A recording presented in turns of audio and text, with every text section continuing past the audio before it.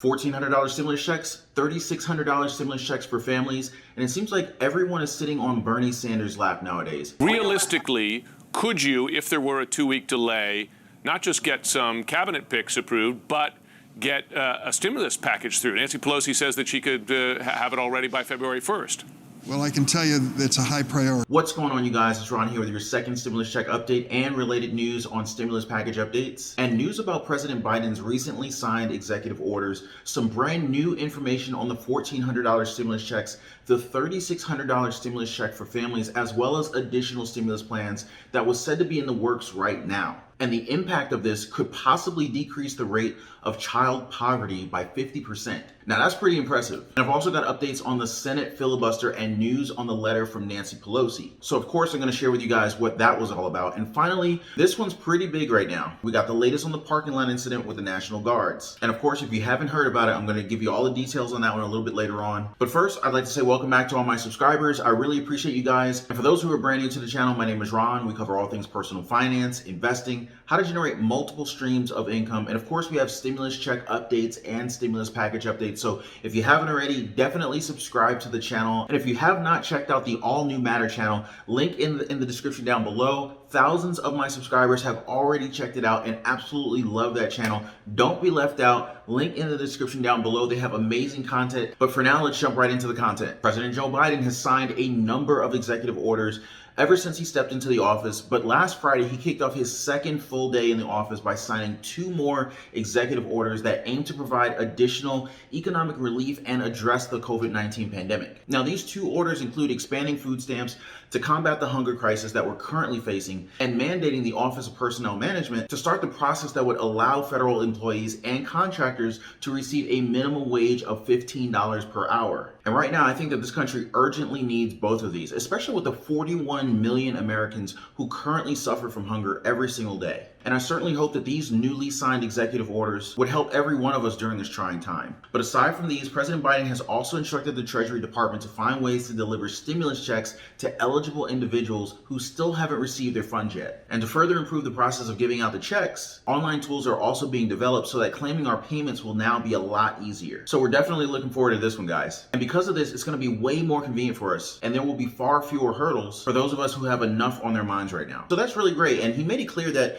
he wants the amount of the next stimulus checks to be $1,400. It was said that he actually wants more money to be sent out to Americans. However, this has to be approved by Congress. And while President Biden wants more money for the people, Republican Senator Susan Collins can't see the urgency for more stimulus checks. She said, "We just passed $900 billion worth of assistance. Why would we have a package that big now? Maybe a couple of months from now, the needs will be evident and we will need to do something significant, but I'm not seeing it right now." So these remarks are clearly a blow to the stimulus plan and ultimately make it very difficult for the Democrats to get the 60 votes needed for the bill to pass through the Senate. But it definitely appears that not all Republicans want to dismiss President Biden's stimulus proposal. But just recently, Representative Steve Stevers expressed his stance on this, and according to him, as long as the recipient gets a COVID-19 vaccination first, he's completely on board with the $1,400 stimulus checks. However, Bernie Sanders doesn't seem to recognize the need for the GOP support. In fact, he's pretty much saying, we don't even need these guys. According to Bernie Sanders, if Republicans would like to work with us, we should welcome them, but their support is not necessary. Bernie, my man, this guy's just trying to make things happen for us. So apparently, according to Bernie, the Republicans can have their say on the stimulus package. However, no matter what their stand is, it really wouldn't matter too much. But now what does matter is, in order to be able to pass major parts of the virus relief package, such as stimulus checks and of course the cancellation of student loans, the razor-thin Democratic Party must stick together and consider making use of the budget reconciliation process. Now, if they did that, they could definitely pass the stimulus package with only 51 votes in the Senate. So they would not have to wait for the Republicans anymore. Now, on the other hand, the Republicans can refuse to move the legislation all they want, but it would only take 50 Democratic votes plus Vice President Kamala Harris's vote in order to be able to successfully pass the stimulus package proposal. But if you were to ask Senate Majority Whip Dick Durbin, he would tell you right now that what we need is bipartisanship. So the Democrats and the Republicans have to set aside their political differences and kind of work together to be able to achieve a common goal.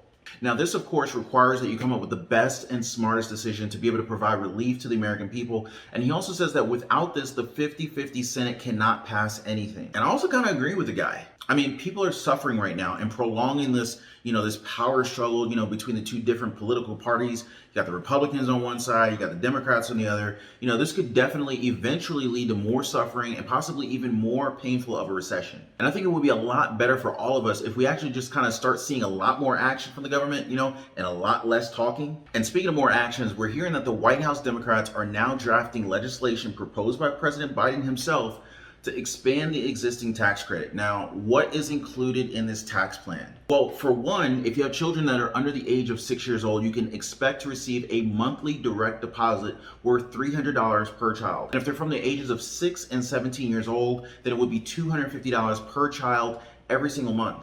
And so during a 1-year span, this would actually allow parents to collect a total of $3,000 per month for each child between the ages of 6 and 17 years old, and $3,600 per child that is under the age of 6. Now, when it comes to the ones who are going to be making deposits, more than likely it's going to be the IRS that are going to be sending out the deposits. However, we're hearing that some Democrats are unsure whether the IRS would be capable of implementing this right now or not. We've already seen delays from the stimulus checks, right?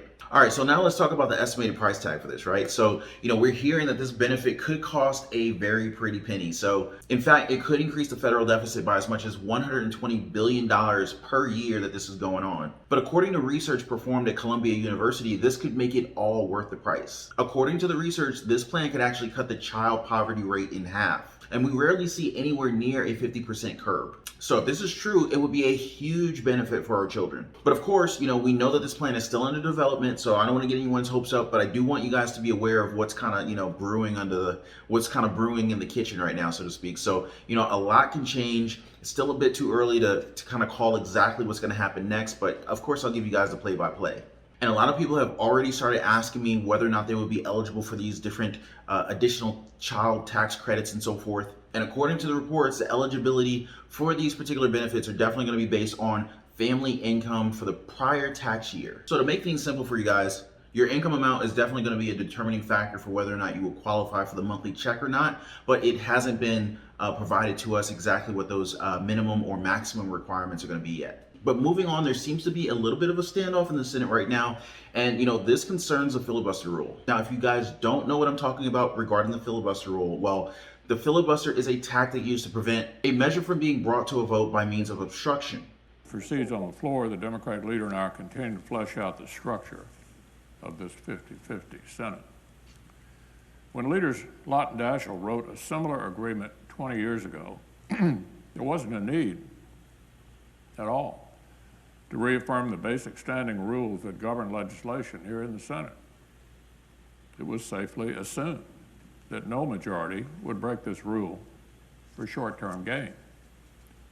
Floor remarks surrounding those 2001 discussions specifically cite the legislative filibuster as an important and unquestioned part of the backdrop that lay beneath the negotiations on the finer details. It was assumed no one would ever take that step. After the fact, Leader Daschle, the Democrat, praised the legislative filibuster as a crucial rule. President Biden has praised this distinctive feature of the Senate on many occasions. Our current Democratic colleagues used it liberally over the last several years when they were in the minority. More than 24 signed a bipartisan letter in 2017 saying our Republican majority should not break the rule by brute force. Let me say that again. 24 Democrats signed a bipartisan letter in 2017 saying our Republican majority should not break this rule by brute force. I agreed. I didn't do it.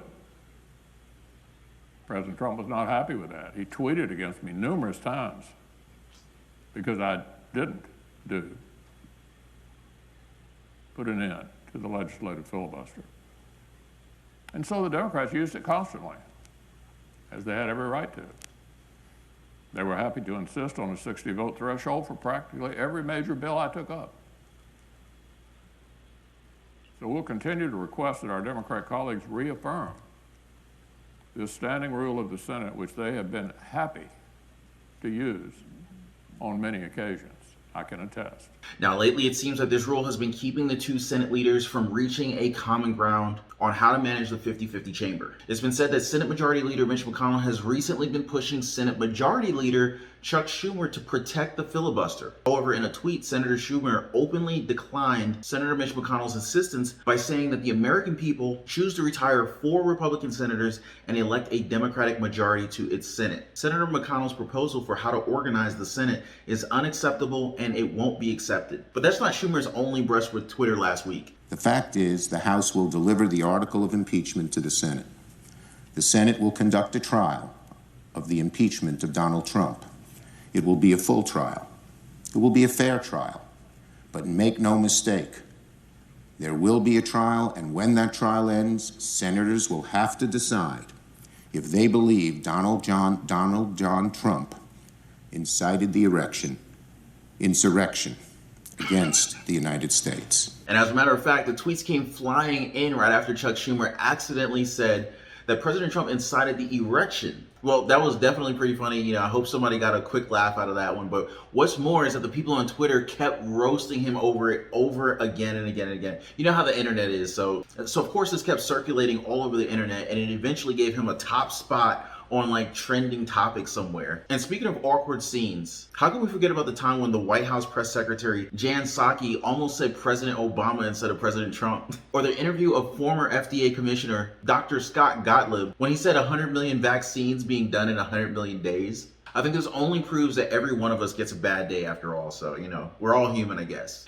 Anyway, last January 22nd, House Speaker Nancy Pelosi released a statement which says that she would send the articles of Trump's impeachment to the Senate on Monday, January 25th. She also mentioned something in the same letter that I think will be necessary once we return to session. It said that while they're working to pass the COVID response and preparedness into legislation, there will be a rule change that would mandate fines for members who refuse to follow the new screening protocols for the House chamber. I think this is pretty good, actually. Just another safety precaution to help prevent the spread of the virus. But you know what's not so good? Thousands of National Guardsmen being forced to take their breaks in a parking lot by Capitol Police. That's what happened last week. This urged House Minority Leader Kevin McCarthy to tweet Speaker Pelosi and Majority Leader Schumer, why are American troops who are tasked with keeping our security at the Capitol being forced to sleep in a parking lot? And also because of this, at least 8 governors, including Florida's Ron DeSantis and New Hampshire's Chris Sununu, have already pulled back their troops, angered at their treatments. And I mean, who would not be angry about this, right?